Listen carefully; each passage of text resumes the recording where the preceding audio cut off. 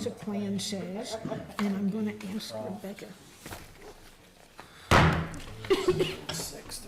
Evening, ladies and gentlemen. Before we get started, I believe we have a public hearing starting first on our agenda, the Loft Community Partnership application for Community Development Block Grant. If you would, please.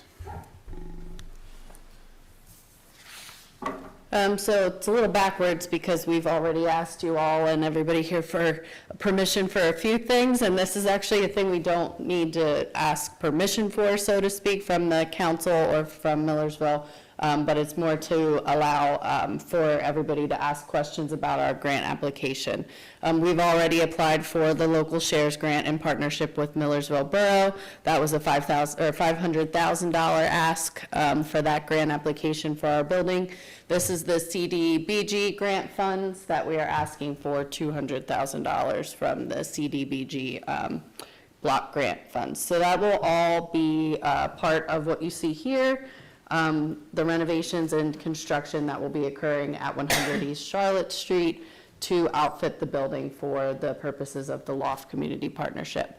It will serve as a community resource facility and a hub of resources that we will then work out into the community from that location.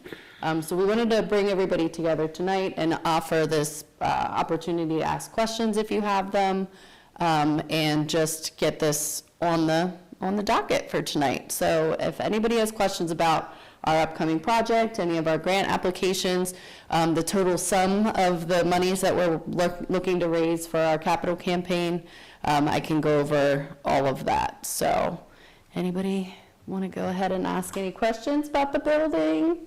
It's right there. There's a nice little rendering by Amanda Henderson. You have an event coming up this Saturday. Maybe you'd like to promote it. Yeah, so we have a garden party, but the RSVP and the registration just closed yesterday. But we have every year a garden luncheon. This is our second annual, but we'll be doing it every year because it's been so fun and such a good, successful event. But it will be at the new building. And if you don't want to come to the garden party 11 to 1 on Saturday, but you want to wander over in that direction and see inside the building and see kind of what the vision is and meet some of the volunteers and some of the people that support the loft, we will all be there from 11 to 1 on Saturday, enjoying hopefully what's nice weather. We'll see. So yeah, and then in September we have a golf outing as well at Cross Gates. Driving Out Hunger is the name of that golf outing, and we raise money for the food pantry program for that as well. All right, on the subject of the grant, does anybody with us here tonight have any questions? Mr. France, it looks like we were arresting you about halfway up. Yep. All right, Sounds questions from council? Mike? Yes, I think you should remind the public here and the council how many people we serve and how not just families, but how many people we serve in Penn Manor District, and we're the only food bank, as far as I know, that serves weekly. So our right now we impact over 2,700 individuals in the Penn Manor community. So that's not on a weekly basis per se, but that's people that food has gotten into their refrigerators or onto their shelves because of the loft. And that's just in Penn Manor. So that's it comes out to around 800 unique households that get food from us as well. And the cool thing about setting it up as what you see here, a Loft Neighbor Choice food pantry, is we invite people to come weekly because when they come weekly, they only choose what they need. Most of the time people come to see what we have and they don't take what they don't need. So that is a very unique way of doing it in the food pantry world. Most of the time people are just, a box is dropped in the trunk or a bag is handed to people. A lot of times people don't use what is in that bag and the items end up getting returned. We found out really fast that people will just take what they need for the most part, and so that's why our model of doing this is really unique and special. And we're kind of a leading agency in the charitable food world. So a lot of other food pantries are starting to look to us for advice and for guidance on how to do it a dignifying way for people. So. Other questions from council? Very well. Cool. We thank you for your time, Jenna. Is it okay if I leave some of these things up here for everybody to grab at the end if they, or just look at? I will Please feel take free. the words, though. Please. Put that stuff there. These things are expensive. Thank you, everybody. And hot pizza in the car, so I gotta go. Heaven forbid cold pizza. See you guys. Priorities. All right, so I will now call the this meeting of Millersville Borough Council to order as of 6:06 PM. I'd like to ask you all to please rise for the Pledge of Allegiance and remain standing for a moment of silence.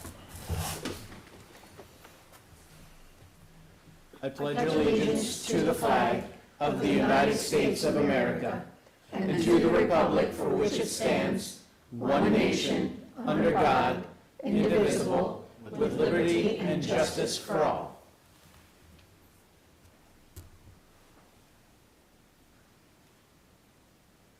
Thank you. Please be seated.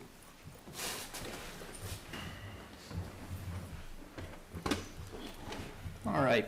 First item on the official agenda is our minutes from last time. I'm going to make a motion to approve our minutes from our April 22nd, 2025 meeting. May I please have a second? Second? Very well. Any questions or concerns, issues with those minutes from council? Very well. All those in favor of approving the minutes for our meeting held on April 22nd, 2025, please indicate so by saying aye. Aye. All opposed? Abstentions? Very well. Motion passes with unanimity. At this time, council will hear any comments, requests, or concerns from members of the public related to items on the agenda or other matters. As a reminder, you will have 5 minutes to speak. We ask that you come to either microphone or ask that the microphone be brought to you. When you do approach, if you choose to share a comment or a concern with us, we ask that you give your name and a general address for the record. We'll hear those comments or questions now. Very well. Seeing none, we will move on. At this time, we'll move on to items for our Finance Advisory Committee. That is chaired by myself. Other members of the Finance Advisory Committee, please indicate yourselves by raising your hand up for the audience. There we go, and Marion on the end there. There you go. Very well. First and foremost, review and approval of April financial reports. I am going to move to accept the April financial report and authorize staff to satisfy the ordinary and routine obligations incurred by the borough for this month. May I have a second from the committee? Second. Very good. Everything looked fine on the financial report for me, but are there any questions or anything out of the ordinary that was noticed by anybody else? Very well. Seeing none, all those in favor of accepting the April financial report to authorize staff to satisfy the ordinary and routine obligations incurred by the borough for this month, please indicate so by saying aye. Aye. All opposed? Abstentions? And that will move out of committee. Quick one for finances, huh? All right, we'll pass it on over to Personnel Advisory Committee, chaired by our Darlene Eager. Okay, thank you very much. Everybody that is with personnel, you can just raise your hand so everybody knows. All right, we have 2 reappoints today. One is for the Parks Commission, reappointing of Nicole Bezek with a term ending of December 31st, 2027. I did go ahead and I had called somebody from there just to make sure everything was going great, and they think she's wonderful, and I think there's no reason not to reappoint her. So I am going to make a motion to approve the appointment of Nicole Bezek to Park Commission as a member with a term ending on 12/31/27. Second. Okay, we got a second from Linda. Okay, second from Linda. With that said, is there anybody that is, any nays? Anybody that is not in agreement? Everybody that is in agreement, say aye. Aye. Okay, then that one goes forth, and then we have to the Civil Service Commission. So Judy has been an alternate, she kind of went in for somebody and finished No. out their term. No? She's totally new. Oh, I spoke to somebody on there, and that's what they told me. She has a resume. Yeah, I had spoke to somebody on there, and that's what they had told me, so, okay, so, Judy, Antonin. I hope I'm saying that right. Antonin. I am told that, I mean, she's loved by the community, everybody just loves her to death, and, so she would be, we'd be appointing her as an alternate. So, and then her term would be ending 12/31/30. So, I will make a motion, again, I did talk to some people, and everybody was like, everybody knows Judy, she's great, and everybody is in agreement. So, motion to approve the appointment of Judy Antonin to the Civil Service Commission as an alternate member with a term ending on 12/31/30. Okay, all those in favor say aye. Aye. Any nays? Okay. Then we also wanted to discuss just what we have to fill yet. Is there a way to get this out? Like just even something just showing the vacancies? Because we can talk to people, but I don't know how to get this out to people. We have it posted on the website. It is. Yeah. I saw it. So, I just need- is there, Might there do you have it on be, Facebook or something We like have it on that? Facebook as well. might there be a better way to kind of highlight it, since these vacancies have been They've been going so on forever, long-term? Maybe highlight it on the website in some way? We just reposted it last week. We can Well, I continue mean- to do so. Like an attention, or, you know, something, call attention to these vacancies. So they're not just buried in the list of things that you have on your website. Can we put something in the newsletter that we have some vacancies? The quarterly thing that goes out, or the? We're starting the new newsletter twice a year. We will have in there the vacancies. That will be as of that date and time, yeah. Okay, awesome. So we do have a vacancy for Planning Commission. We have a vacancy, an alternate vacancy for the Zoning Hearing Board. We have, we no longer have a vacancy for Civil Service. We have Historic Commission, there's a vacancy on there. The Lancaster Intermunicipal Committee. So Rebecca's on there, but we have an alternate vacant spot for there. A representative to Land Use Advisory Board, we have two vacancies, a member and an alternate. And then a representative to Appointments Committee of Central Lancaster County UCC Board of Appeals, we have a vacant member. I thought we Sorry, appointed. that's incorrect. That is. That's Linda now, okay. Yep, as I was reading that, I was like, wait a minute. So those are our vacancies. I hope that anybody watching tonight or listening tonight, hopefully somebody's excited about possibly filling one of those positions. Very good. We'll turn it over to Phyllis for Public Welfare and Public Works. Thank you. The committee, please raise your hands. It would be Mike, Linda, Darlene, and myself. The first thing we have is the Codes and Zoning Report from April. So Rob, we'd like to hear from you at this time.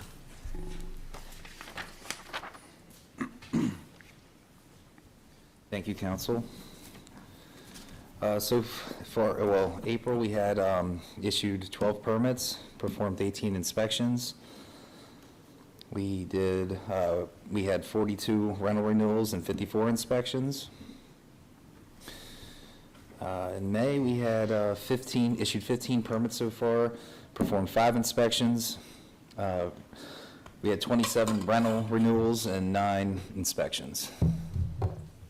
Anything else? That's everything. Does anyone have any questions for Rob? We all received the report in our backup. Any other questions? Okay, then we don't have any questions. Thank you, Rob, for your work. We Thank really you. appreciate it. Thank you, council. Okay, moving on to item C, discussion of draft updated saldo. You all received this, the saldo's the subdivision and land development plan. And this is kind of based on a lot of the work that came out of the comprehensive plan work, and a lot of things have been updated in here, and a lot of the language has been changed. I know that this is a pretty lengthy document, as is the next one on the list.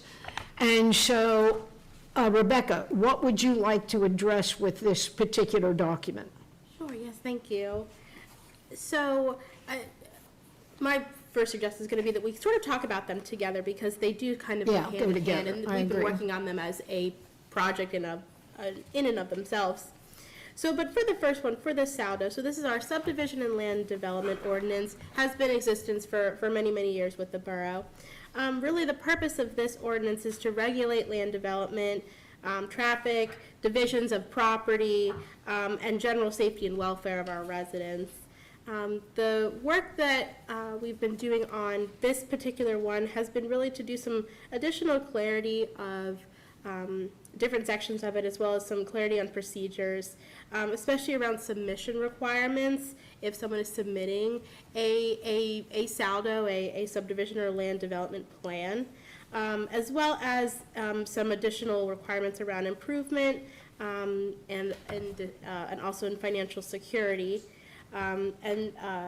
We also did some work around moving some things around in terms of things that are related to street and sidewalk, not necessarily being in SALDO, but being in the street and sidewalk ordinance for further clarity. A lot of this work, especially on the SALDO, came out of the comprehensive plan. One of the tasks out of the comprehensive plan from 2023 was to do an update to the SALDO and do an update to the street and sidewalk. So as a bit of background as well, we started to do this work with the Urban Research and Development Corporation back, I think it was end of 2023, but mostly the work was happening at the beginning of 2024. And then, as you all know, because of some difficulties that we had with URDC, that work kind of got put to the shelf for that organization. And so when ultimately that organization closed, we had to pivot to figure out how we still wanted to complete this project. And I am so incredibly thankful to our wonderful borough engineer, Rob Wisniewski, who's with us tonight, who really, really helped us get this through. And we, him, myself, and Kyle also here, our street superintendent, we did a lot of deep diving, a lot of nitty gritty going through things, and we're not going to torture you all with that this evening. But I just wanted to make sure that we sort of set the stage about where we're at. Street and sidewalks, there's a lot of new structuring is what we were aiming to do there, and Rob's going to talk a little bit more about that. But it's important to remember that the street and sidewalk ordinance is both looking at the construction of street and sidewalk as well as the maintenance of them. Where I think that sometimes is something that isn't fully understood, that really is the point of that ordinance. And we're going to talk about some of the changes that we attempted to do that really are going to help not only on safety and welfare and things like that, but really on allowing us to do better enforcement. Because as we all know, when an ordinance is hard to understand or has language that is not clear, it makes it incredibly hard on the enforcement side of it for us to be able to fully carry that out. And one other thing that I'll just mention before Rob comes up is that there's a new additional document, which is that technical specifications document. That's the appendix to, or appendix B to the street and sidewalk. And Rob will talk a little bit about how we sort of got to that, but that helps really in terms of the technical specifications and those who would be actually doing the building to have those diagrams and drawings as an additional help. So Rob, maybe I'll turn over to you and give us the overview. Sure.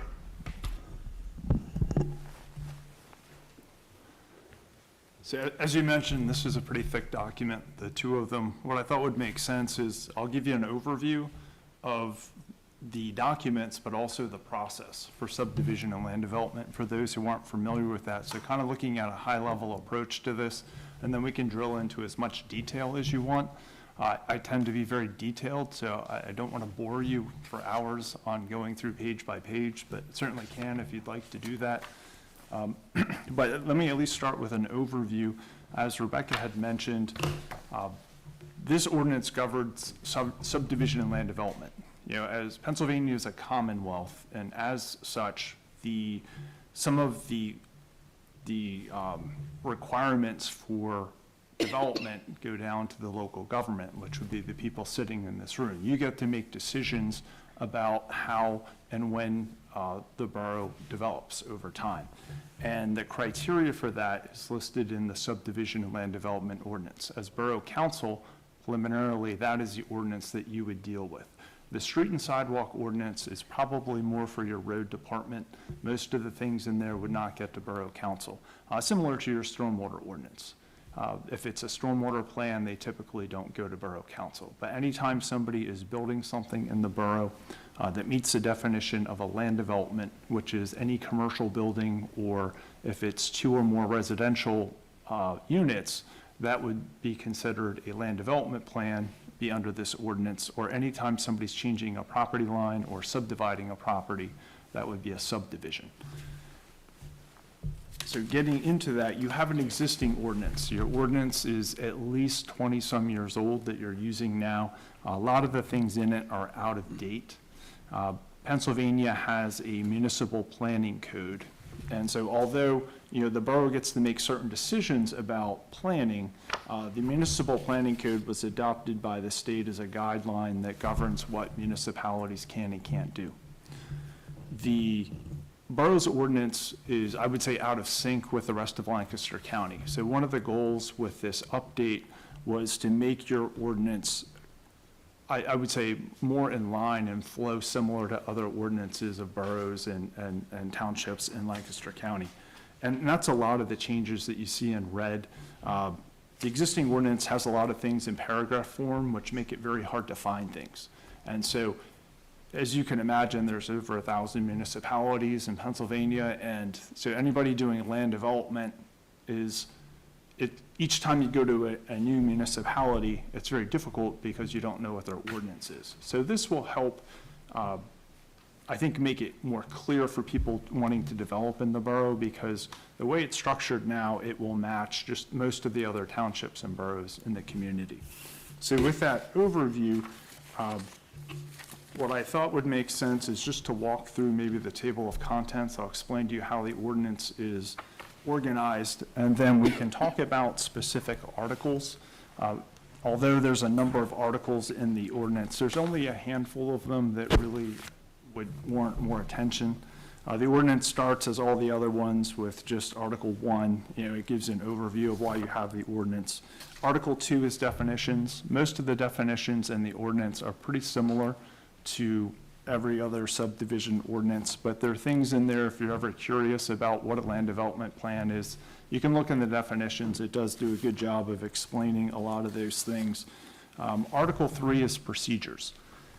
There's a general flow for a subdivision plan. Somebody would come in, they want to develop something, they would often call Rebecca, and they'd have a sketch or a concept of what they would want to do. So in the procedures, the first thing is a sketch plan. That's kind of the first step people would follow as they go through that. Now, a sketch plan is not considered a formal submission, but a sketch plan just gives the developer a chance to present their concept to either staff. Sometimes it will come to planning commission and council for input, but a lot of times it just stays at the staff level, and that's just so they can get input on the requirements. If there's any major red flags that come up with their plan, that would be handled at the sketch plan level. And then the next step, and this is a change to your existing ordinance. Your existing ordinance often requires a preliminary plan and then a final plan. A preliminary plan is more detailed than a sketch plan, but not quite to the detail of a final plan. I think it's based more on the way plans used to be prepared when you were drawing things on ink and paper. You didn't want to spend all the time detailing something and then find out you have to move a street and then you have to redraw the whole thing. But people use CAD now, so I don't really see a need most of the time for a preliminary plan. It's an extra step that I think can be skipped. So the change that we made with this ordinance is making the preliminary plan optional for all plans unless somebody wants to phase a project, where sometimes bigger housing developments that want to build one phase, all the streets for that phase, and then have a second phase. So it makes sense to have a preliminary plan.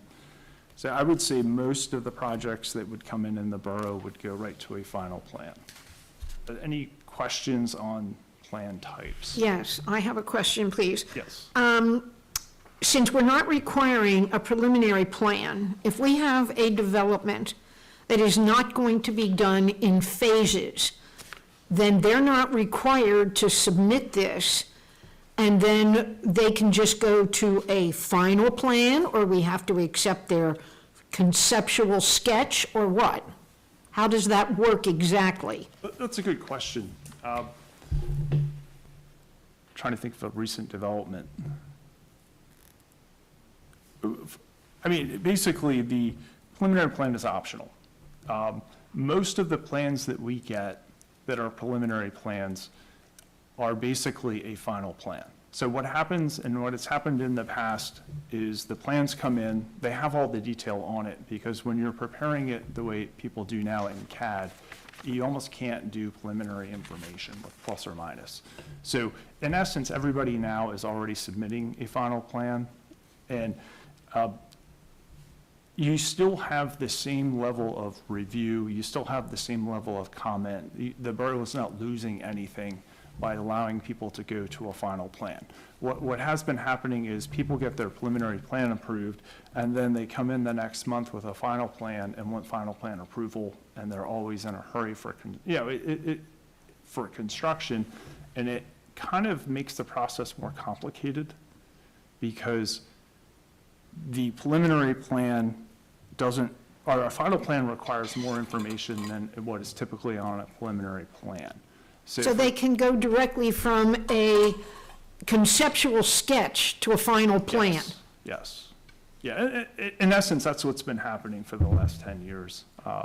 Because all they do when they get the final plan now is they change the title block from preliminary to final, they resubmit it, and then it has to go through the approval process again. And so then it comes back to planning, goes back to council. But in the meantime, the developer's calling Rebecca or whoever the manager is every day wondering when my plan's going to be approved. So I think that this, allowing them to make the preliminary plan optional, I think makes it easier on the borough administratively than anything. I don't think you're not giving anything up by allowing that. Because if they give us a conceptual sketch and we are not in favor or approving of that, Right. then the next thing we get from them will be the final plan. And there either will or will not be changes, I'm assuming. That's a good question, and that gets into the purpose of the ordinance.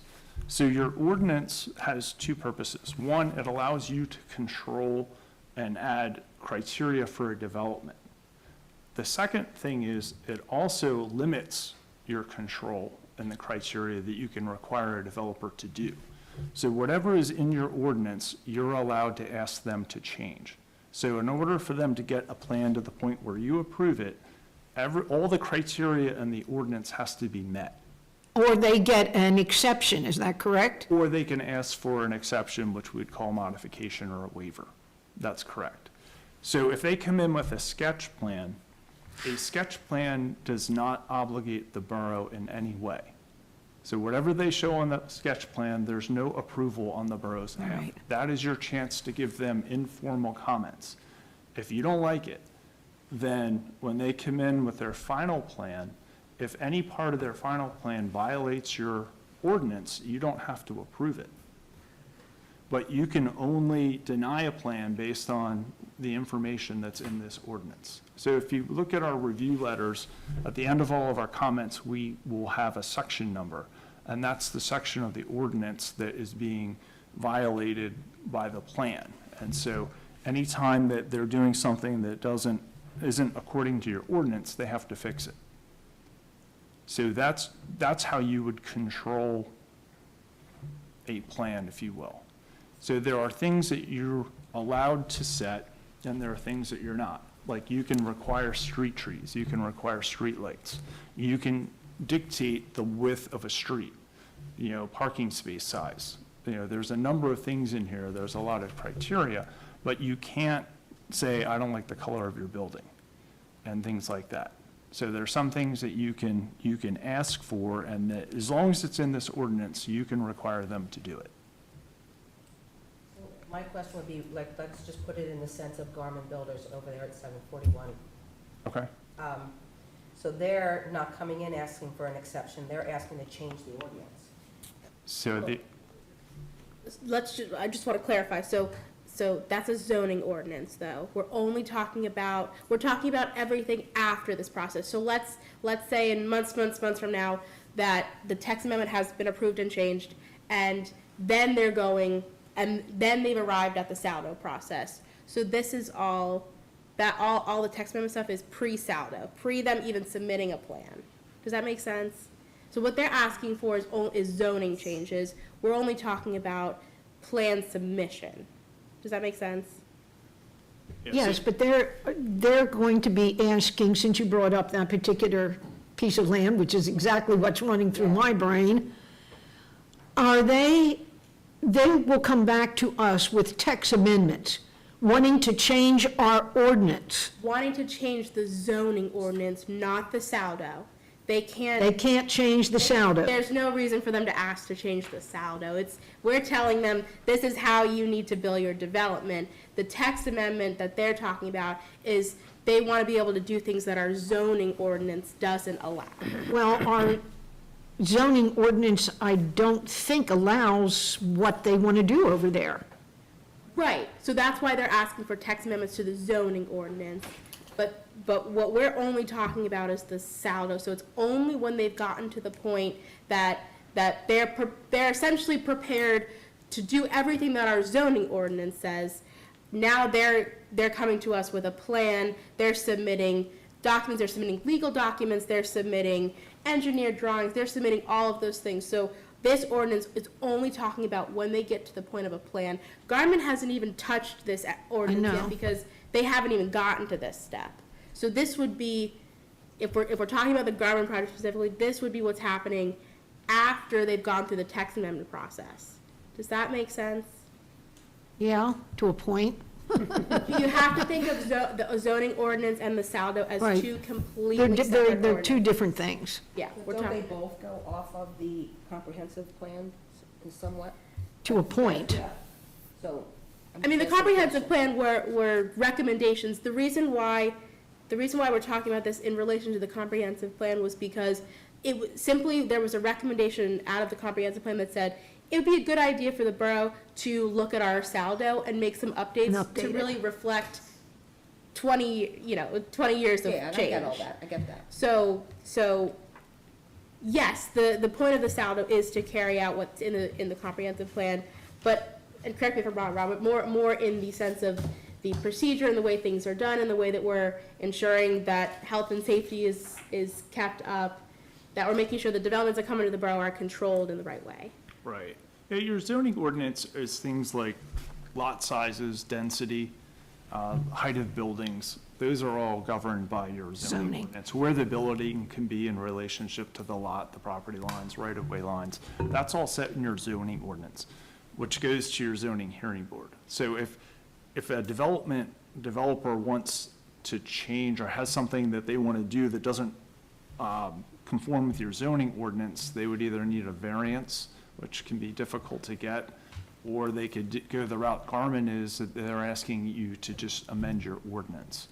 Your subdivision ordinance is, I would say, more design standards for things that are being built. So everything outside of the building needs to be designed. So the building itself isn't in your subdivision ordinance, but everything outside, street, sidewalk, parking lot, storm sewers, where the trees are, landscaping, all of those things are covered by your subdivision ordinance.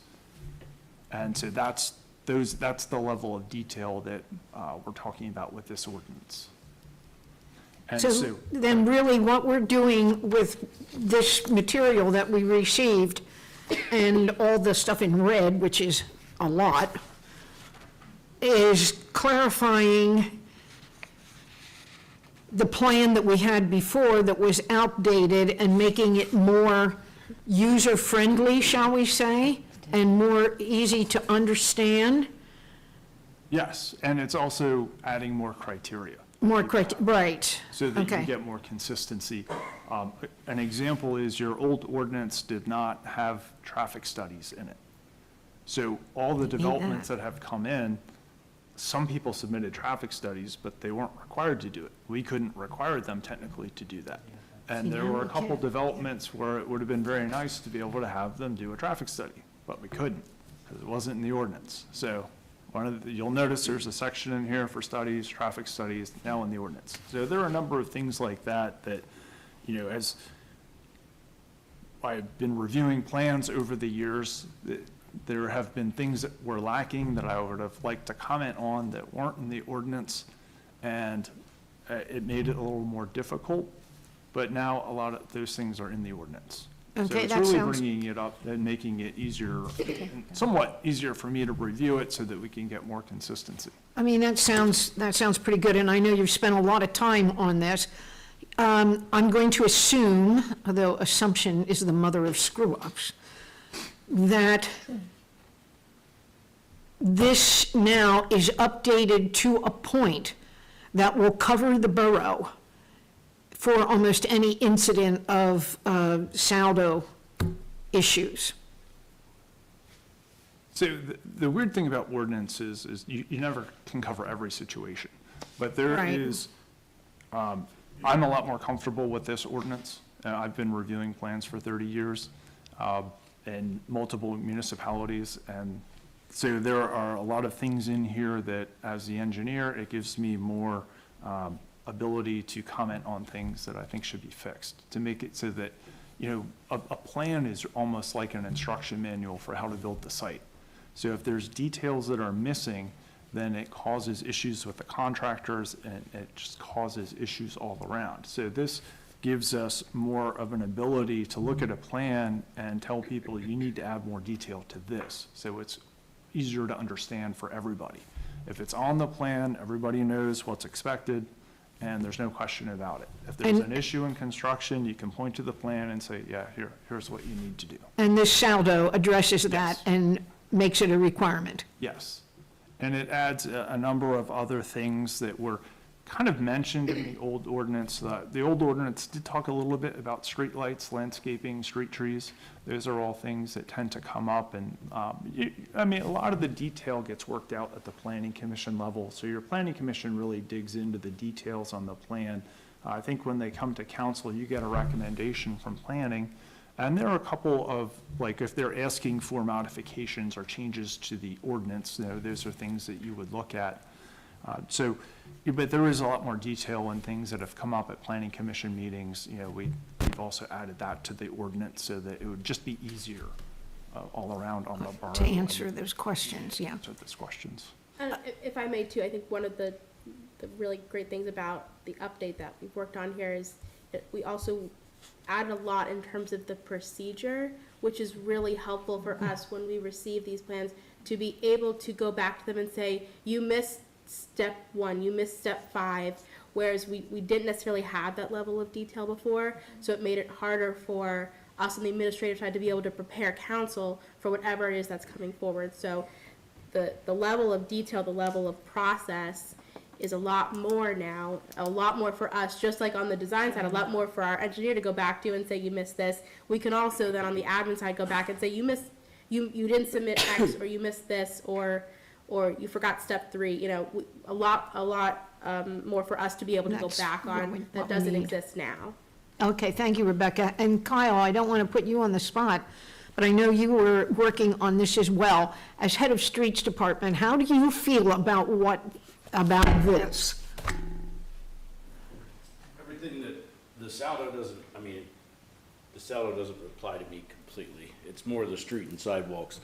Yeah. But everything we went over, the three of us had sat down, went through both ordinances, and we all came to the agreement that everything looked good on our end. Okay, that's what I want to know before I make ask for a vote on any of this. Yeah. Thank you, Kyle. Does anyone on council, I'm going to open it to anyone, not just my Public Works Committee, do any of the rest of you have any questions that you would like to ask? I I hope I don't mess you up here if I want to skip ahead to design standards. Should we settle this first? I'm going to ask you a question about a single-home sewer line. See what? A single-home sewer line. Okay, yeah, go ahead. Okay. I have a friend who's going to have a sewer replaced, and I worked for the gas company in the 70s for 6 years, and in those days, we'd have a ditch in the street, and we'd have a ditch in the yard, and you run the pipe under the sidewalk. In this case, they want to replace the sidewalk area, which will add a cost to the, I'm like, this would be for Kyle, Rob. In your experience, is there a reason why that can't be done? You can't run a pipe under the sidewalk? So It's a sanitary sewer. Sanitary sewer, it depends on where the connection point is. So if they're connecting into the main, then you're going into the street, but. Yes, I mean, and you can typically- open a ditch there, and to the house line where they're gonna go is about 80 feet. Yeah, so the subdivision, or, that probably falls more in the street ordinance than subdivision ordinance. Right. And then your sewer department has their own standard specifications. So anything dealing with the pipe itself, backfill, whether it's open cut, however they do that, that's going to be governed by less, and you have a thick set of specifications for your sanitary But again, I sewer. guess my only question is, I understand it opening up, on the other side of the sidewalk to the house line, whatever, but my real question is, gas pipes, we run under the sidewalk without disturbing the sidewalk. Is that not Right, done? but your in- gas pipe is 3/4 inch too, and sewer line is 4 to 6 inch typically, and it's open cut. I don't think a sewer line, the slope is critical for that. Where a gas line, I won't comment on how they put those in, but we've had a lot of issues with them putting them under the Sideways. sidewalks, and they don't get them deep enough. So we've had a lot of unfortunate run-ins with the gas laterals. Yeah, Sewer lateral is different. I mean, Les has, I would say that the best thing is just to talk to Les, and then in terms of when you're getting into a sidewalk cut or a street cut, and that kind of jumps into the next ordinance, that was something that we added a lot of detail to in the new street ordinance, is governing when you can cut a street, how often the cuts can be, because that is the number one thing that destroys streets, is that. And also with your sidewalks, when you're done, you want to make sure that the sidewalk is level and meets the ADA code. So all of that is going to be in the new street ordinance, which we're going to talk about, I guess, next. Are there any other questions about the saldo? Then I know that some of you probably have not had an opportunity to thoroughly read this because it's huge and a lot to digest. I will make a motion to authorize the review of the updated subdivision and land development ordinance by the borough solicitor and the setting of a public hearing date. All those in favor, Second. Pardon? You'll need a second. Oh, yes. Is there a second? Second. Okay, Linda will second. Thank you. All those in favor signify by saying aye. Aye. Opposed? Abstentions? Okay, then that means we can move forward, This is just out of committee. just this out of evening, committee and going to the solicitor for review. After it comes out of committee. Right, So there'll be 2 more opportunities to talk about the update to the saldo before a public hearing. right. And because we need that time, I think, to digest the stuff that's in here. Okay, then we will move on to the street and sidewalk. Rob? I know you're anxious to move on. Let me just give you Yes, go ahead if 2 you minutes have on something. the subdivision, not to drag this out anymore. Article 3, where we kind of got into the questions, deals with the procedures that Rebecca was talking about. That's what governs how plans are submitted, Right, what steps they go through, what actions Borough Council takes, Planning Commission takes, walks through all of that. So if you're not going to read the entire document, I would say Article 3, at least the Borough Council portion of that, would be worth taking a look at. Article 4 is plan requirements. That gets into the nitty-gritty detail of what needs to be on those plan sets. everything from plan scales to what level of detail needs to be on there. All of that is in Article 4, plan requirements. Can or can't read that, that's up to you. That gets into a lot of engineering detail. Article 5 is, it says assurance, completion, and maintenance improvements. We usually call that escrow. You'll probably see when a plan comes through that there's a letter of credit they're gonna establish for, X number of dollars. That is what is in Article 5. I don't even like reading those sections. It's kind of boring, honestly. There is a section in there for as-built plans. That's something that was not in your old ordinance. And that's, in essence, if you know, like the Lafayette place and the streets out there, all the trouble we've had, part of that is because things were not in your existing subdivision. So this clarifies to everybody what's required on an as-built plan. Then Article 6 is design standards. That deals with standards on everything from what type of survey monuments are needed, sanitary sewers, water, streetlights, all that. Read through that if you want to or not. Maybe you want to look at streetlights and street trees. That's kind of stuff that you would get into. The studies, traffic study, you can read that if you'd like, again, but if you're short on time, that might be something you can skip. And really, the rest of it is really up to you whether to read. But I would definitely take a look at the procedures, because that's something you do get involved with. And of course, any questions, if you ask Rebecca and if she wants to refer those to me, that would be fine. So then we'll jump into street and sidewalk. The street and sidewalk ordinance, I didn't highlight the changes because it would have been easier to highlight what didn't change. I would say like 90% of it is new stuff. I did keep some of the stuff that was in your existing ordinance, but in essence, everything to do with streets and sidewalks, we wanted to get in one document. The way it is right now, it's split between your subdivision ordinance and your street ordinance, and there's conflicts in there that have caused lots of confusion over the years.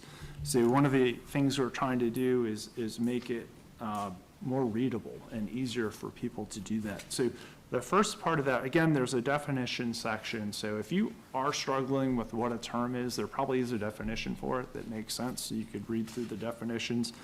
The first Article 3 and Article 4 and really 5 deal with permits.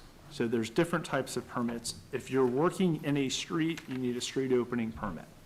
And that is probably the most important section of the ordinance in terms of your streets and protecting your investments for the borough. In 30 years of working, the #1 cause of problems in a street and failure is utility cuts. That is the thing that destroys borough streets more than anything. It is a problem in every borough. So one of the things that we've added is a moratorium on street openings. So when you go and you build a new street, like you did at West Frederick Street and South Duke Street, any of those projects, or Kyle has some overlay projects that he's doing, this sets a requirement that utilities cannot come in and just open cut the street. And if they do, there's a penalty for that. The other thing that we've added in here is, not to pick on the gas company, but since that was one of the things we talked about, just as an example, I think in Lancaster City, I think the gas company's been updating their lines a lot. Drive through there, you guys have you have a street cut, it seems like every 20 feet. So this ordinance sets, if you're gonna have so many street cuts within, and I forget the actual distance, then you have to overlay the entire street. So it's trying to get rid of that thing where you have like a speed bumps every few feet. So things like that. It also covers what type of backfill you need to use. It gives Kyle some discretion on whether they can use stone backfill or there's like a flowable backfill, which is almost a lightweight cement.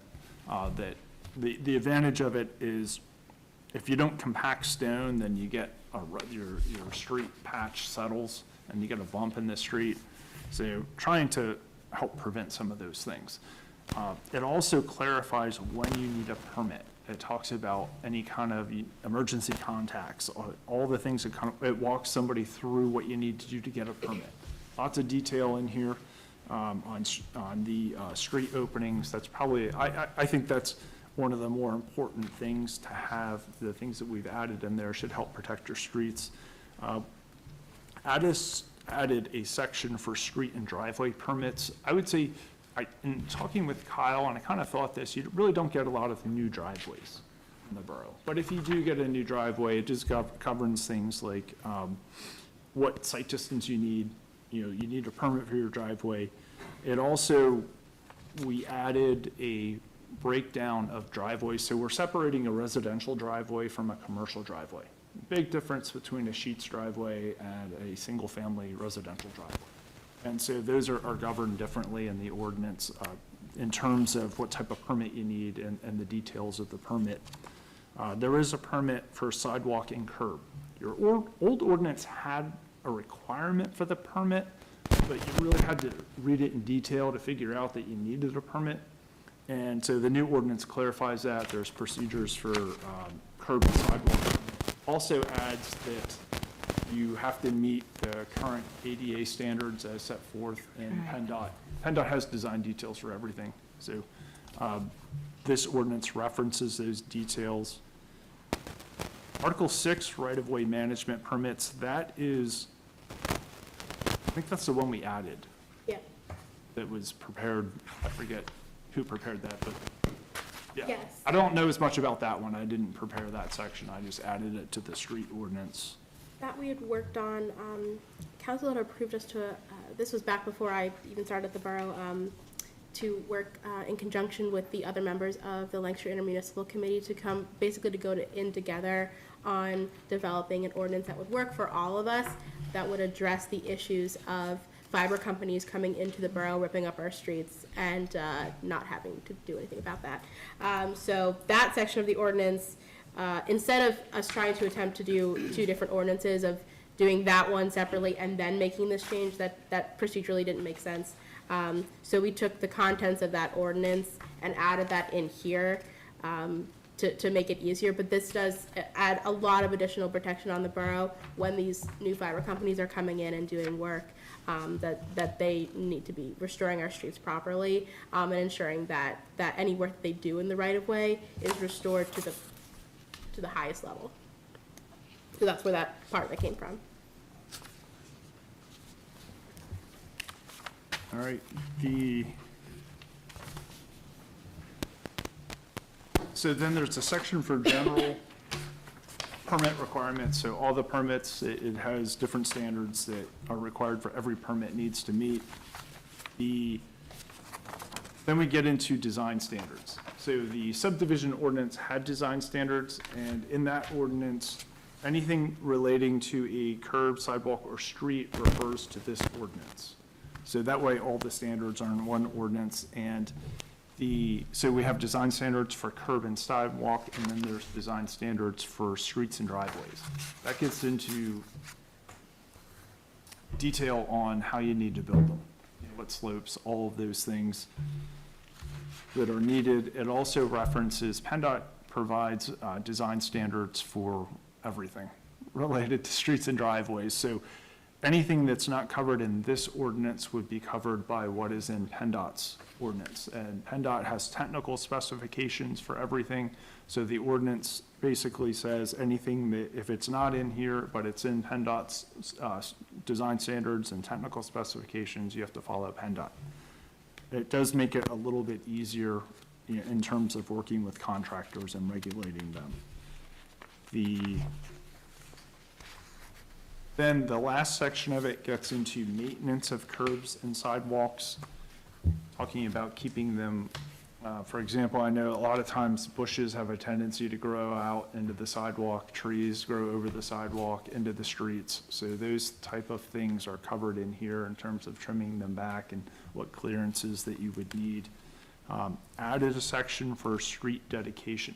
Probably number one question we get on anybody who's building a new street in the borough, they want to know what are the standards for dedication, and there were none in the old ordinance, so now you have standards for that. Kind of a general overview of that. Any questions on the ordinance? The ordinance. Anything in the ordinance for the sidewalks because a lot of the problems with the sidewalks that I see anyway are people planting trees in that little tiny patch of grass. And I just always thought it would be smart not to let people plant a tree in that little tiny patch, and then sidewalks wouldn't be lifted up and cracked and. That's a good question. In terms of planting the tree, there's maintenance requirements for keeping clearances, so that you really couldn't plant a tree based on this ordinance, I think, in that grass strip between the curb and sidewalk. I mean, you could plant a bush, but it can't grow out into the street or into the sidewalk without having it trimmed. Now, something that's existing, that's there, I believe you can still regulate that. But a lot of times, your right-of-way goes to the face of curb to face of curb. So technically, it's not, like your newer streets, the right-of-way would go to behind the sidewalk. So anything within that area would be borough right-of-way. But your existing streets, a lot of your right-of-way goes to the face of curb. So you don't quite have as much control over the sidewalks. And then it gets into almost a maintenance issue in terms of that. But yeah, that's tricky, especially if it's existing. Isn't it 6 feet? I think I read curb and sidewalk, and that's not often the case in most grass strips. 6 feet is pretty wide for a grass strip from, curb to sidewalk. Mine's only about 4, so. One of the things, and Rebecca had mentioned this earlier, that we're adding to the ordinance, and that's in the Appendix B, is technical specifications. There are a couple tables in the back. One of them is Table 2, which discusses, based on the different classification of street, it talks about, for example, a local street, it specifies a cartway width and a right-of-way width. There's nothing in here that specifies a buffer area between the curb and sidewalk. In terms of planting a tree, you probably need at least 6 feet. Is that this microphone that's doing that? I've been having some weird microphone issues. Apologies, everyone.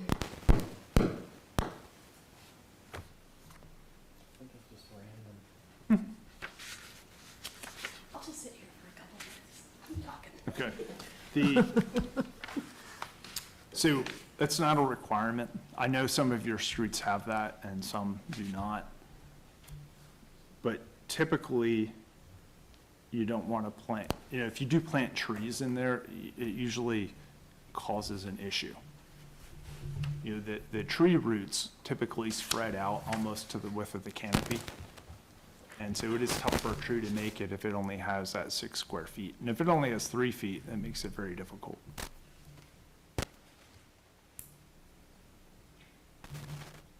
Any other questions on the streets and sidewalks?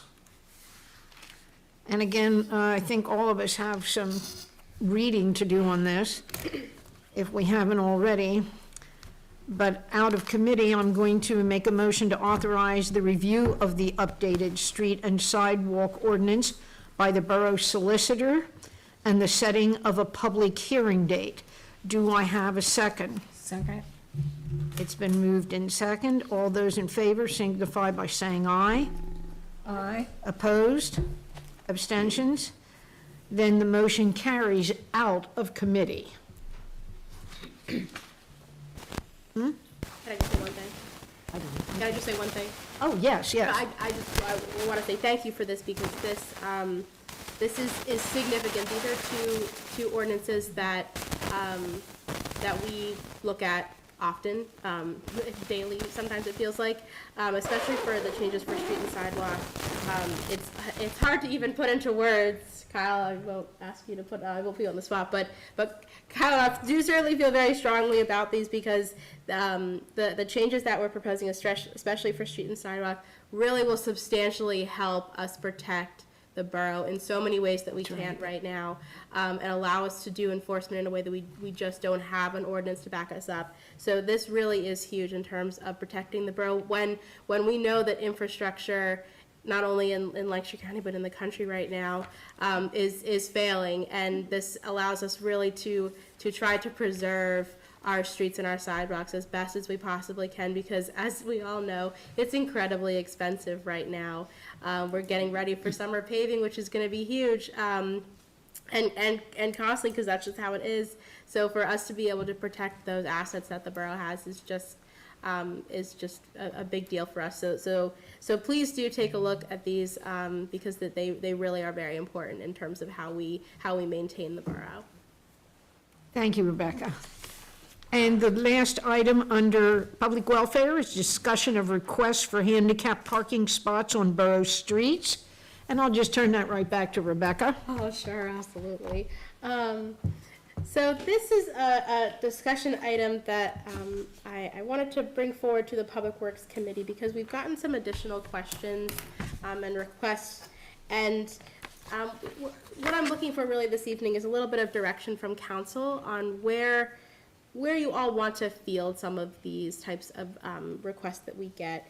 So it's not unusual for us to get a request for a handicapped parking spot to be put in front of someone's home for a variety of reasons.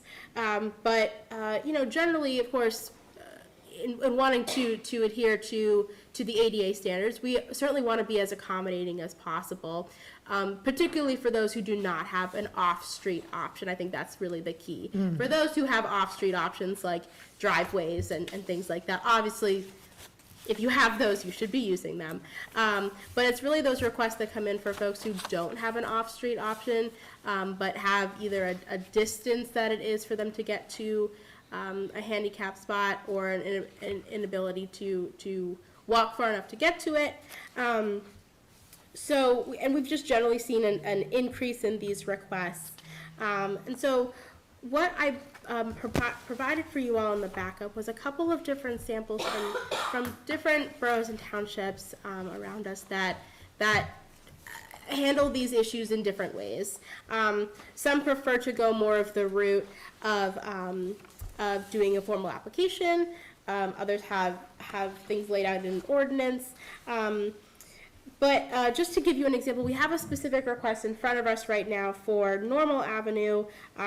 There's an apartment there, if you all are familiar with Normal, a very small little street there. But you've got Sugar Bowl. If you're looking at Normal from like standing on the sidewalk, you've got the Sugar Bowl. You've got you believe a university house at the other end of it, and then in the middle is an apartment, 2 apartments there. We got a request about a resident there who's looking for a handicap space to be able to park right there in front of their apartment, because the closest handicap space is arguably around the block slightly. And because of where this apartment is located, it doesn't have any off-street parking. So I think what we're trying to figure out, and what we are looking for direction from council on, is would you like to see an application process? Would we like to have certain requirements? That's why I provided some of those samples. And it's important to remember too, when we get these requests, while it may be an individual making that request, certainly the spot is open to anyone who has a legal handicap placard that's issued by the state. But it would be the opportunity for that resident to have that access.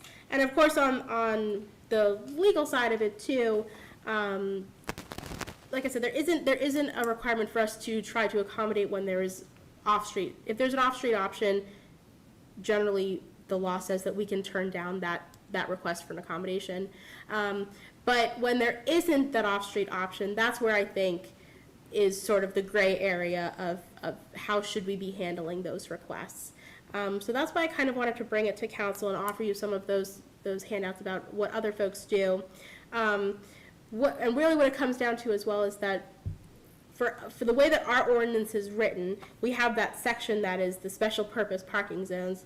Anytime we would create a handicap spot, it would be by ordinance, which we know ordinance is a slightly longer process to get that approved. It has to go to public hearing and all of that. Can't necessarily change that aspect of it. But it's it would be helpful to know council's sort of feeling on if we get a request like this, how we should handle it so that we are bringing it to council in the most appropriate way, whether it be through an application or some other means. Because if we're talking about changing an ordinance, we want to be able to walk it through the process properly. So that's sort of the direction that I think we're looking for.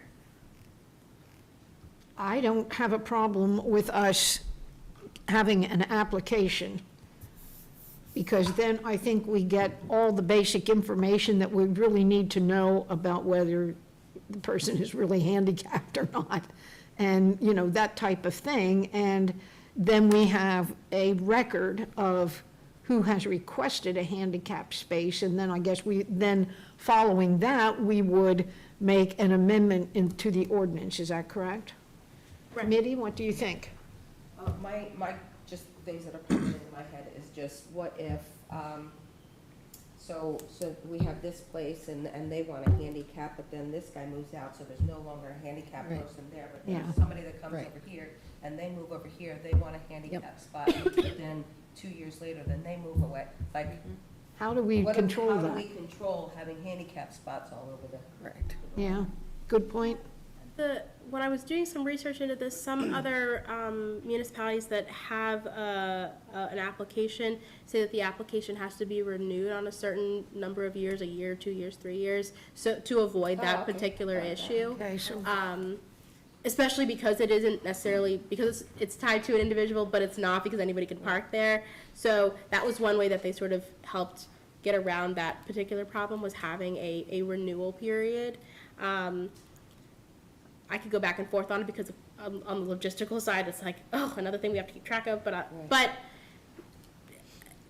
otherwise we could have ones that would then be there that are no longer Right. serving the purpose. and what kind of action would you like to see tonight? Do you want us to take action on this? Not necessarily, if council feels like the direction to go in is I could put together a sample application and see if you all. Joe, did you want to comment? Sure. I think, I'm not on this committee, obviously. As a member of council, what I'd like to see out of this committee personally is a recommendation that is something in line with, doesn't have to be identical to, but something in line with the ordinances we see from similar boroughs, some of which I know have been included in the backup. While there's not necessarily any requirement for the committee today, my encouragement would be to have members of the committee take a look at some of those ordinances from the backup, some of those permits, and make a recommendation based on one of those to council for voting. We can do that. To try and push that through. I mean, that's basically what she's saying, put an Yeah. application together, and then Then we'll take a look at it as a committee, and we can move forward from there. Okay, that's great. I'm happy to bring that to the next committee meeting. Include design standards. I mean, I saw one in Mannheim, one of my family members' next door neighbor had one, and it was almost 2 car lengths, and they had a small sedan. So I have But a no lot of reason people why have this vans if they handicap had to be almost 2 car lengths. Somebody's mistake. Fair. That's right. How does that work then? Because don't they, if they're handicapped, don't they have to have like they're in a wheelchair, I mean, and they can't like lift it up onto the sidewalk, so are we gonna have to do something to where they'll be able to wheel right up onto the sidewalk? Does that have to My modify that at all? understanding on the, They- my understanding, oh, yeah, please do. Oh, So, the biggest thing I think we have to also remember is, we don't want to, I mean, I know we have to stay with their guidelines. But like we were saying, we need to make sure that, because if we're changing an ordinance, and that person moves out in 6 months, does not live there anymore, we have to either change the ordinance again to remove the parking spot, and then obviously taking a sign back down, and then, you know, it almost seems like it could be a snowball, where, Yeah, making sure that we have a regular Yes. application renewal process, say every year or something along Yeah, those lines, something I to think say is that- critical. You're gonna be here for, and I know it's very difficult to do that. Easy to do in a parking lot, but not to make a Not- parking spot on the right. street. So, just something to think about, figuring out a way that we can. Do it without changing an ordinance. Right, because if we, Yeah, if I we have to agree. change There's an gotta be ordinance some way every to do time it. there's an application that comes in, and then the other applications, they leave, we don't want to lose that parking spot for our residents. So then we almost have to take that parking spot away again, take it out of the ordinance, put it back into the regular parking. So, just something to think about as far as figuring out, somehow we figure out a way. Can't the ordinance somehow be worded so that, they have to renew it, and if they have moved or whatever, that we will automatically remove the sign, blah, blah, blah? I mean, We could put something like that in there. I think, and I just want to put this in perspective too. Like, so many of our residents have driveways and Right. off-street parking. Right, right. So we're talking about a small percentage of residents who this would apply to. And knowing our obligations around ADA, I think it's just knowing how to handle sort of these gray situations. But what I saw from some other some other applications that other boroughs and townships have is that they put in their specific criteria that if you don't meet this, then council is not automatically giving you a spot. Right. That there would be a review by the public works director, there'd be a review by the manager, there would be a way to ensure that it's just not, you send an application, you get a spot. Because we would need proof of a placard, you have to prove you have Absolutely. one, things like that. So hopefully we would be able to navigate them and ensure that if we're going through the process of an ordinance change, it is because there is absolutely no other option for this resident. There's nothing else to help them. Hopefully, that only applies to a very, very, very small percentage of folks. Yeah, thank you. Thank you, Kyle. And this finally concludes Public Works. Very good. Mr. Mayor? Not too much to talk about, but I want to turn it over to the chief. He can go over the report he has for April and also give you an update on where we are with the two newest officers in the conditional hire week. Okay, the rundown for the police department activities for the month of April are as follows. We answered 368 calls for service, handled 12 ordinance complaints, 4 were for disorderly conduct, 5 were for noise, and 3 others, resulting in 4 ordinance citations. 3 disruptive conduct reports were issued.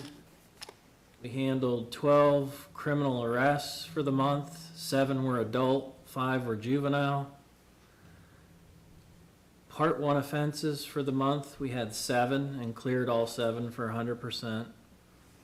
Part 2 offenses, we had 34, cleared 31. And that was due to 3 of them being unfounded, so that ended up being a 91% clearance. Total traffic violations for the month were 94, 13 speeding violations, 33 other traffic citations. We had 10 vehicle accidents, 3 were reportable, 7 were non-reportable. Issued 105 parking tickets, patrolled just over 3,300 miles. And unfortunately, Lieutenant Scott is getting pounded this month with several new serious cases, and it's usually the unfortunate theme that we see. Multiple sex offense cases, new cases have come in, child pornography case, and a fraud case that we're working on. So, still being short isn't helping there because we've been without that second investigator for about 2.5 years now, but we'll get there. And that gives us the update. We are getting much closer with the 2 candidates that got the conditional offers. One of them's already gotten through 2 of the additional tests, and just has his doctor's physical to finish, which we don't see there'll be any issue, so that, that should be coming along pretty good. The female candidate, her first exam is the day after tomorrow. She's staggered a little behind him, so she's catching up, but it looks like everything's gonna be hopefully okay, and we would hopefully be able to bring these two on. So it's looking good so far.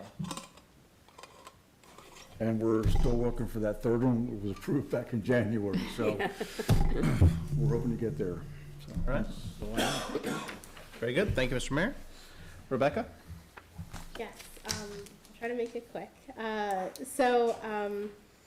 I wanted to just talk about a couple of upcoming meeting items because next agenda is turning out to be a slightly heftier agenda. So I wanted to prepare everyone. We will likely at the next meeting, unless something drastic happens, be looking at doing a final review of the park master plan, which, as we know, has been going on for a while. But our new consultant is really at the end of it. It'll be a final review, and then it's also going to DCNR, the state agency, for their review as well, before it would be brought then to council for just a final approval.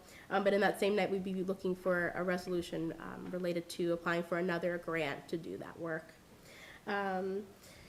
There will likely be a presentation from Student Lodging Inc. about a possible redevelopment at Georgia Normal. So they would be coming to give council an insight into that project, as well as we did receive a formal text amendment petition from Garmin. And so that at the next agenda, or I'm sorry, on the next agenda, at the next meeting, would be consideration of that text amendment petition, as well as the scheduling of the public hearing for that. How soon in advance will we have that to look over that? I'd like to have a lot more time. Yeah, absolutely. That's why I sort of wanted to bring it to your attention tonight, since this is a lot of items for this next agenda. So we'll be getting you the items a lot earlier, just because there's so many to go through this time. And will Garmin be here to present any of this, or we? Yes. Okay. They'll be here as well as their legal team, I believe. They're all going to be here. I believe the legal team will, for Student Lodging, will also be present. And where did you say this, for student lodging, where was that? You said something about normal? Corner of George and Normal. Jormal. Oh, Georgian. Yes, absolutely. That could be a name. It's currently, it's the old infirmary at Yeah. the university. Any questions on that?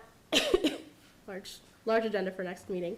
Just make sure you get the information to us as soon as you can. Yes, so yes, Because we're gonna really need this. We'll have some, although luckily the good thing is that most of this you've seen at some point already. None of it is necessarily, like the park master plan, you've already seen a copy of the draft from before. At least in my first look over of the text amendment, it's nothing overly different from what you all have already seen. But I will have that all to you in a packet that's earlier, since there's so many items. I wanted to talk about some new website pages, because this is fun stuff. We've been working on doing some revamping of some of the pages. Thank you, Emma Dene, for your help with working on some revamping of some pages, especially we've been working on revamping our ordinance page so that residents who have questions about any new ordinances or resolutions that have been passed, as well as any upcoming ordinances, like for example, the Saldo and the street and sidewalk ordinance, having a section on the website that people can get information about what council is currently talking about and what has recently been passed, because we get that question a lot. Or people say, wait, they did what? They being you all. They passed what? So, I don't mean that in a bad way. It's just sometimes people are like, oh, I didn't know that they did that. So revamping that part of our website, as well as we will soon be launching what we're going to be calling the Rumor Has It page, where folks will be able to submit things that they've heard about what's going on in the borough, and then we'll be able to have those as answers on the website, so that if people are wanting to know about things that are going on, that they say, I've heard that the new trash cans are going to be purple, that we can put on there, hey, FYI, they're not going to be purple. So a chance for folks to have a little bit of back and forth feedback, some additional transparency built into our website. So there'll be a way for residents to just pop in there a question, and we'll be able to answer it. And get excited because the new first edition of our new newsletter is going to be coming out in August. And then finally, I just wanted to mention something that it will be impacting some of our residents. Mostly the impact really is on the staff side, that we are implementing our new utility billing software. The only thing that really changes on the resident side is that those residents who are currently using the online bill pay option, it will be switching to a different online pay option, because now it'll be integrated with our new utility system, which is super exciting for us. And it will not be a quick shut off, so those who are using the online pay option right now through PSN will still be able to do so, probably through midsummer, but then we will really be forcing everyone over to the new system. It will be on everyone's utility bill, so all the details and everything will be on there. It won't just suddenly shut off, but it's important for those who are using online bill pay, but especially those who are doing auto pay. People have set up auto pay for their utility billing. They will just want to make sure that they get themselves moved over to the new system. Likely that we'll be really pushing stuff out that first week of June, because that's when our new system will be live.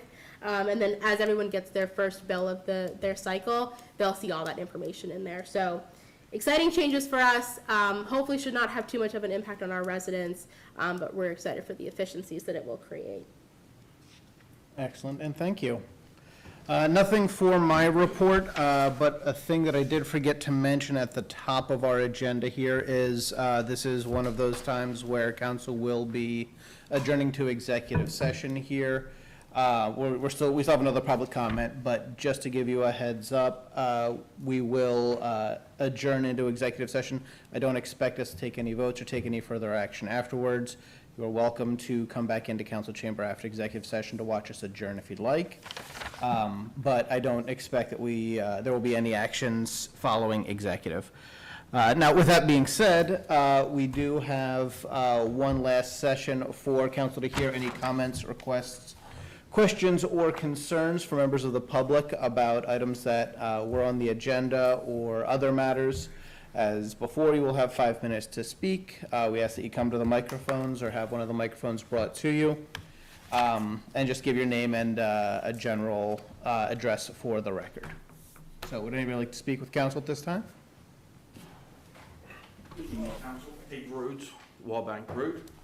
When I was reviewing the upcoming plans for the new development that's going to be going behind us on Wallbank Road, my question to you is, when you look at the plans, there's a little black line for the boundary between the residents on Wallbank Road and the new development houses that are going behind us. Now, I'm assuming that's the cart path. Who will be responsible for keeping that cart path accessible? Good question. I'm sorry, location for that development again? It's Wallbank 741? and 741, and it's behind their houses there. There's a cart path back there now. If you take, I think it's Heisey Avenue, you cross over Wallbank Road, you go back, and you make a small turn. The road ends there, but there's supposed to be a cart path that goes from behind my house, which is at 25, and then down around to the end of where the last house is on Wallbank Road. Rebecca, do you know, because I haven't looked at the Garmin thing lately, what they are buying does not include the cart path, is that correct? I would not be able to say that without looking at the plan in front of me. I think that's something we need to find out.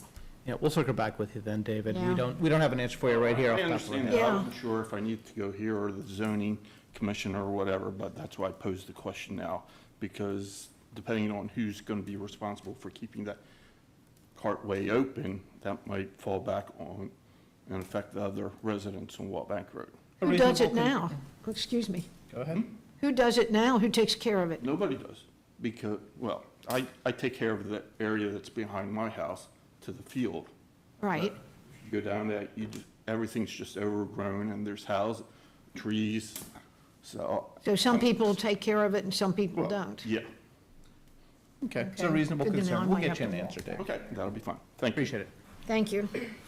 Other questions or concerns from our audience tonight? Very well. In that case, at this time, we will entertain a motion to go into executive session to discuss this legal matter, I guess. Litigation. One more point before anyone leaves who might be leaving. You want to see the first Hometown Heroes banner? I did see It's it. on the street over here that nobody knows what the name of the street is. I was But going if you- to ask if you they turn right started to and go go down up. that street, Stockman's first one, so it looks great. Do we have all of them, all 25 of them? There's 23, and are they all up yet? No, Kyle, you've got 11 up? We got 11 up yesterday. Oh, that's And great. then it rained today. If I you all didn't, had see- Yeah. that's the first one I saw. I did see him towing. What other streets? I saw that too.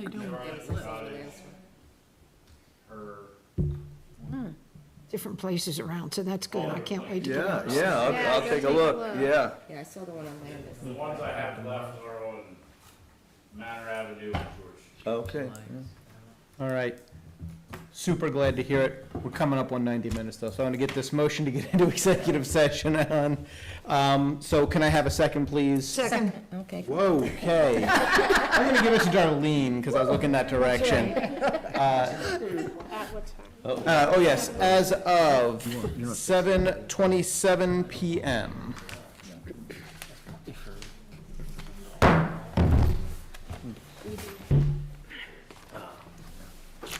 So the guys, Yeah, we got a number of them on. that's my, Good meeting, you did a good job. You never know. And look who left right before. She always leaves before. I think that is so rude. It is so rude, is very because she was on personnel. She's on personnel. She's on personnel. She stayed through personnel, Mary Ann, but as soon as it got up to my stuff, she got up and left. I know. She's done that before. Yeah. She's really a piece of work. Yeah, yeah. It's a power A thing. good one. Council members will be joining us. We're on our way. We only move so fast, you know. Jeez. That was something I had wanted to ask you. Yeah. The banners, and if they were going up. Now, are we doing anything in recognition of this? I think what we ended on,